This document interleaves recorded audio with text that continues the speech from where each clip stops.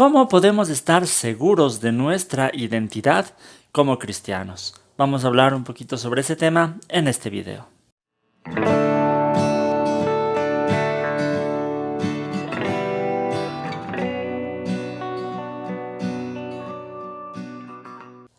Que el Señor les bendiga, queridos amigos, hermanos. Bienvenidos a Cibersaulo, mi canal. Mi nombre es Hugo Vázquez. Y este es un video más de esta serie que hemos estado siguiendo sobre la primera epístola de Juan. Y en pasajes anteriores de esta epístola, el apóstol Juan nos enseñó y nos recordó aspectos básicos de lo que significa ser cristiano. Nos enseñó aquellas cosas que nos dan una identidad como hijos de Dios, como pueblo de Dios.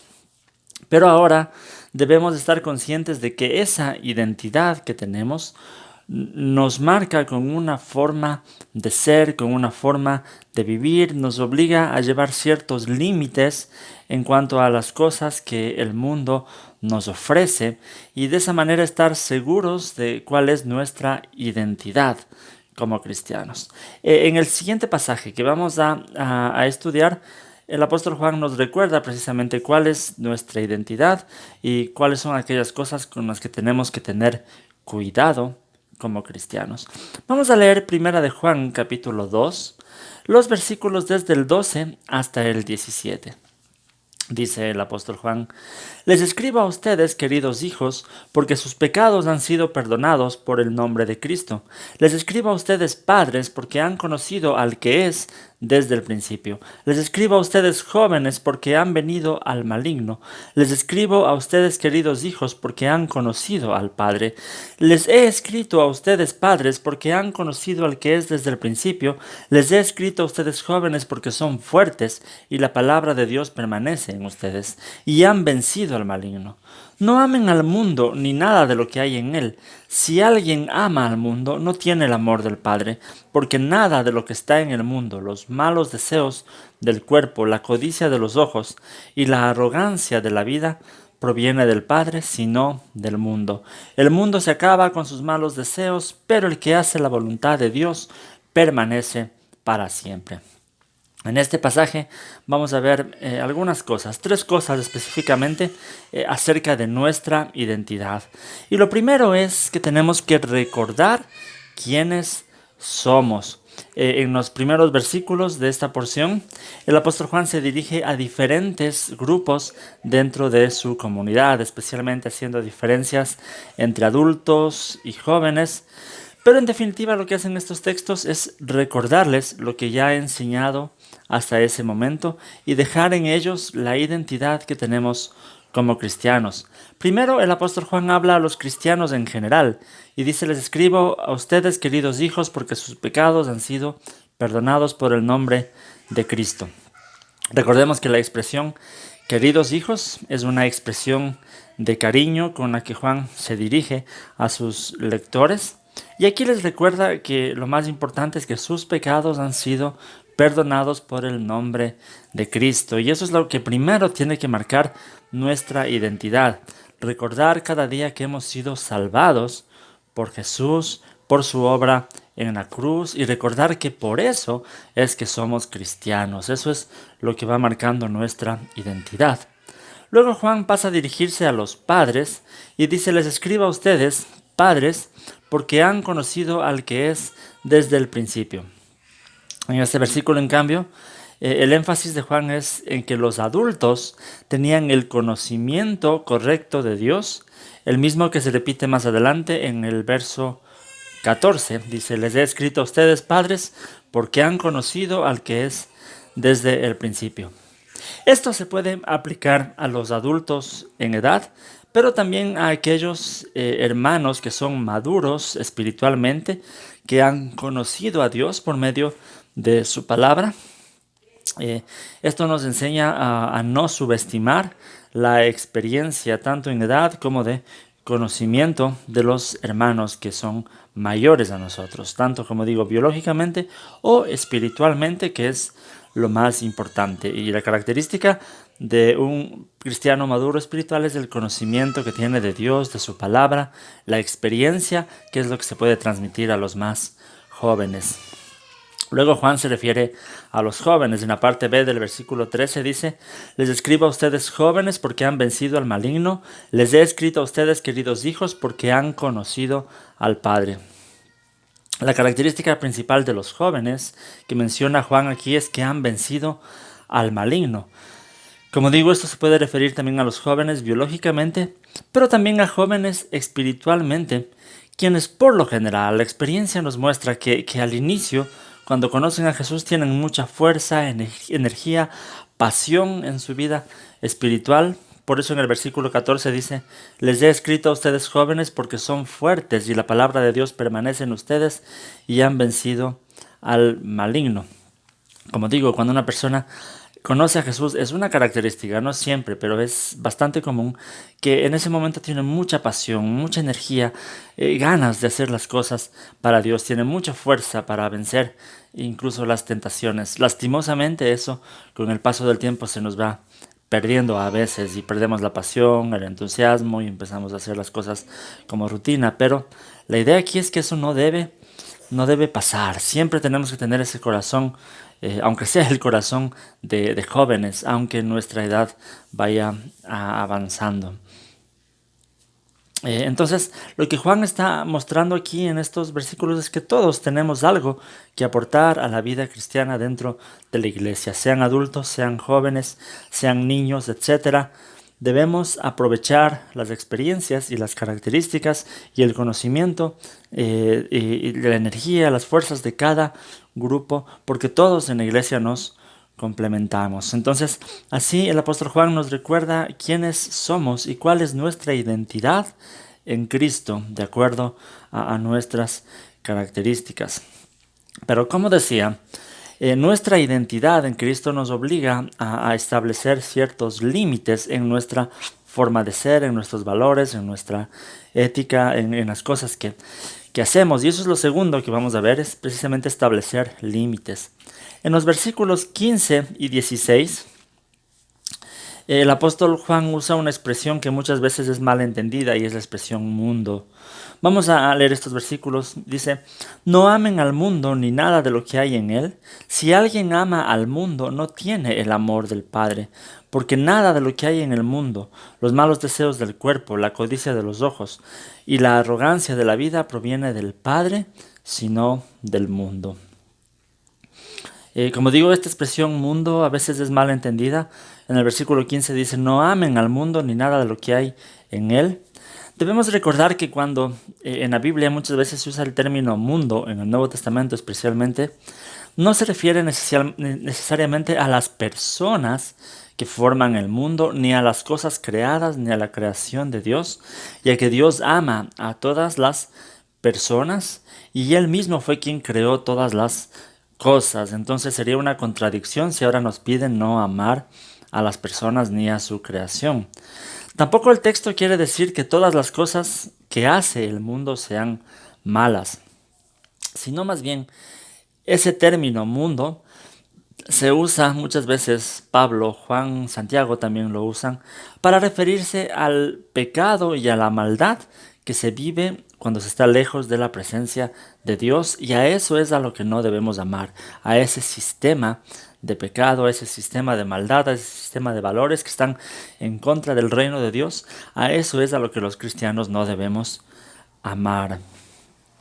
Como hemos mencionado en algunas lecciones anteriores, Juan enseñó que si afirmamos conocer a Dios, cumplimos su voluntad, y no cumplimos su voluntad, somos mentirosos.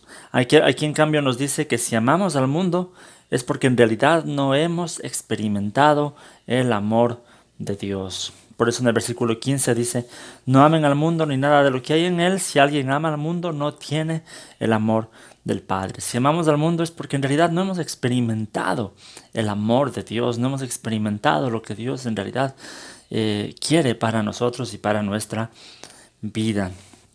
Luego el apóstol Juan nos menciona aquellas cosas negativas del mundo, como hemos dicho, del sistema de maldad, y se refiere a deseos de nuestra naturaleza pecaminosa. En el versículo 16 dice: porque nada de lo que hay en el mundo, los malos deseos del cuerpo, la codicia de los ojos y la arrogancia de la vida proviene del Padre, sino del mundo. Son tres cosas aquí: los malos deseos del cuerpo, la codicia de los ojos y la arrogancia de la vida. Primero, los malos deseos del cuerpo se refiere a esos deseos, literalmente dice los malos deseos de la carne, pero también carne es algo que puede ser mal entendido, porque no se refiere a nuestro cuerpo físico, sino a nuestra naturaleza pecaminosa, a esa tendencia que tenemos como seres humanos de buscar las cosas que no agradan a Dios. ¿Y cuáles son los deseos de la naturaleza pecaminosa o los deseos de la carne en el idioma griego? El apóstol Pablo en Gálatas 5, 19 al 21 los describe de esta manera. Dice: las obras de la naturaleza pecaminosa se conocen bien: inmoralidad sexual, impureza y libertinaje, idolatría y brujería, odio, discordia, celos, arrebatos de ira, rivalidades, disensiones, sectarismos y envidia, borracheras, orgías y otras cosas parecidas. Les advierto ahora, como antes lo hice, que los que practican tales cosas no heredarán el reino de Dios. Y si vemos el mundo en el que vivimos, ese sistema de maldad está lleno de todas estas cosas que menciona Pablo en estos versículos, y a eso es a lo que nos pide Juan no amar y cuidarnos: los deseos de la carne. Luego dice los deseos de los ojos. Tenemos que tener en cuenta que la mayoría de tentaciones que enfrentamos en nuestra vida vienen desde lo que nosotros miramos, especialmente cuando prestamos más atención a lo que el mundo nos ofrece y no a lo que es la voluntad de Dios. Es por esta razón que debemos esforzarnos por no amar a las cosas que aparentemente son buenas del mundo, que tienen una imagen buena, y más bien tenemos que poner la mirada en las cosas de Dios, como dice Pablo en Colosenses 3, del 2 al 5. Dice: concentren su atención en las cosas de arriba, no en los deseos de la tierra. Pues ustedes han muerto y su vida está escondida con Cristo en Dios. Cuando Cristo, que es la vida de ustedes, se manifieste, entonces también ustedes serán manifestados con Él en gloria. Por lo tanto, hagan morir todo lo que es propio de la naturaleza terrenal: inmoralidad sexual, impureza, bajas pasiones, malos deseos y avaricia, la cual es idolatría. Aquí vemos que por nuestros ojos, por las cosas que vemos, a veces viene la tentación, porque hay muchas cosas en el sistema del mundo que aparentemente son buenas, se ve con buena imagen, pero a la larga nos conducen a cosas malas. Entonces dijo que nos cuidemos de los deseos del cuerpo, los deseos de los ojos, y después dice de la arrogancia de la vida.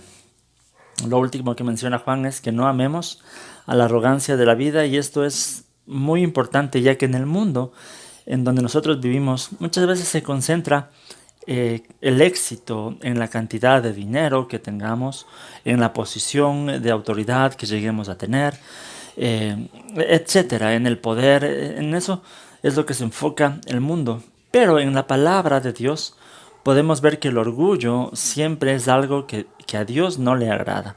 El orgullo nos lleva a ser autodependientes. Eso nos permite recordar que necesariamente reconocer que necesitamos a Dios en nuestra vida. Tenemos que todo el tiempo reconocer que necesitamos a Dios, pero muchas veces la vanagloria de la vida nos enorgullece porque tenemos muchas cosas y pensamos que por eso no necesitamos a Dios. Al analizar estas cosas que el apóstol Juan nos pide, librarnos de los deseos del cuerpo, de los ojos y de la arrogancia de la vida, podemos recordar que cuando Jesús fue tentado en el jardín, mejor dicho, fue tentado en el desierto, Él tuvo que enfrentarse también a estas tentaciones. En Mateo 4, vamos a leer todo el texto desde el 2 hasta el 8 para ver todas las tentaciones de Jesús. Dice: después de ayunar 40 días y 40 noches tuvo hambre, deseos del cuerpo en este caso. El tentador se le acerca y le propuso: si eres el Hijo de Dios, ordena a estas piedras que se conviertan en pan. Jesús le respondió: escrito está, no solo de pan vive el hombre, sino de toda palabra que sale de la boca de Dios. Luego el diablo lo llevó a la ciudad santa e hizo que se pusiera de pie sobre la parte más alta del templo y le dijo: si eres hijo de Dios, tírate abajo, porque escrito está, ordena a que sus ángeles te sostengan en sus manos para que no tropieces con piedra alguna. Vemos ahí también los deseos de la vanagloria, de de lanzarse y hacer un milagro enfrente de todos, pero luego dice, eh, Jesús dijo, también está escrito, no pongas a prueba al Señor tu Dios, le contestó Jesús. De nuevo lo tentó el diablo, llevándolo a una montaña muy alta, y le mostró todos los reinos del mundo y su esplendor. Y le dijo, todo esto te daré si te postras y me adoras. Vete, Satanás, le dijo Jesús, porque escrito está, adora al Señor tu Dios y sírvele solamente a Él. Satanás le mostró todos los reinos del mundo y le dijo, todo esto te daré. Entonces, tentaciones de los ojos al mirar. Pero Jesús le responde, adora al Señor tu Dios y sírvele solamente a Él. Entonces el diablo lo dejó y unos ángeles acudieron a servirle. Vemos aquí que las mismas tres tentaciones del ser humano las enfrentó Jesús y las venció. Y si recordamos también antes, en la caída del ser humano en el Edén, dice en Génesis 3:6, dice, la mujer vio deseos de los ojos, que el fruto del árbol era bueno para comer, deseos de la carne, y que tenía buen aspecto, y era deseable para adquirir sabiduría, la vanagloria de la vida. Así que tomó de su fruto y comió, y luego le dio a su esposo y también lo comió. Entonces esas mismas tres tentaciones en las que cayó Eva en el jardín del Edén son las que venció Jesús después ahí en el desierto. Entonces hemos visto dos cosas que marcan nuestra identidad aquí, según Primera de Juan, que es recordar. Lo primero es que habíamos visto es recordar quiénes somos como cristianos. Lo segundo es establecer límites, como ya hemos visto aquí. Y lo tercero que vamos a ver es que debemos disfrutar de nuestra esperanza. No solamente es establecer límites, puedo o no puedo hacer, sino más bien disfrutar de eso, de la esperanza, de la identidad que tenemos como cristianos. En el versículo 17 dice, el mundo se acaba con sus malos deseos, pero el que hace la voluntad de Dios permanece para siempre. Uno de los principales beneficios que podemos experimentar al estar seguros de nuestra identidad y al marcar ciertos límites con las cosas del mundo es la esperanza de que el que hace la voluntad de Dios permanece para siempre, es decir, tiene vida eterna, y mientras todo lo demás del mundo, el orgullo, los deseos, todo el pecado del mundo algún día va a pasar, solamente el que tiene la esperanza en Dios tiene vida eterna. Como decía Jesús en Lucas 9:25, ¿de qué le sirve a uno ganar todo el mundo si se pierde o se destruye a sí mismo?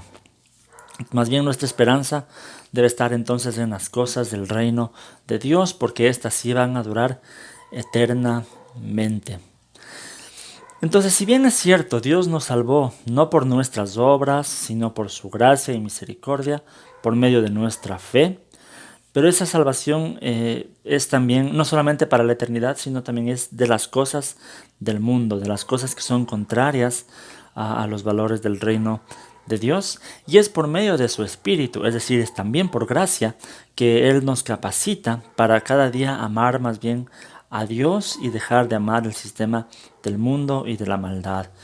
Entonces solo así comenzamos a vivir para la eternidad que Dios ganó, que Jesús ganó para nosotros. Entonces, este es el mensaje. El apóstol Juan nos recuerda quiénes somos, cuál es nuestra identidad, cuáles son las cosas que nos diferencian del mundo, cuáles son los límites que también marcan nuestra identidad dentro del mundo.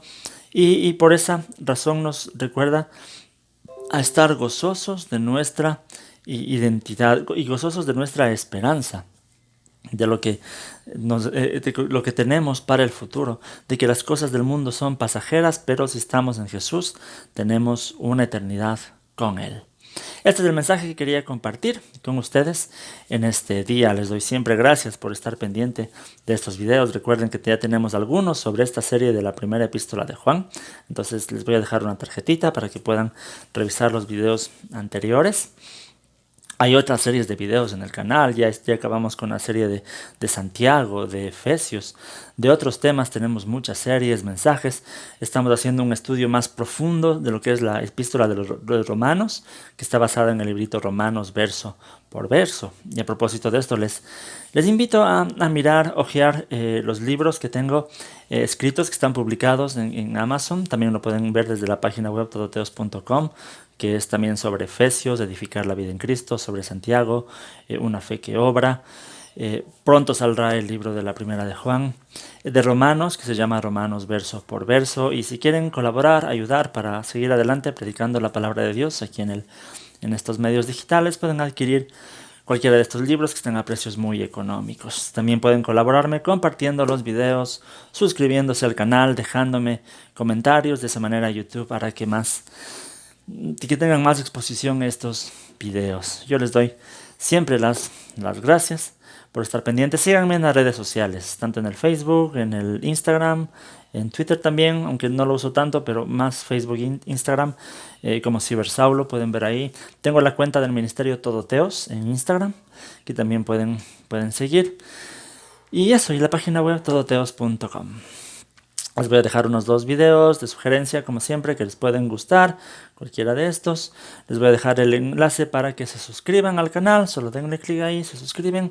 Y también les voy a dejar el enlace de la página web, todoteos.com, donde van a encontrar muchas cosas interesantes también. Muchas gracias, que el Señor les bendiga.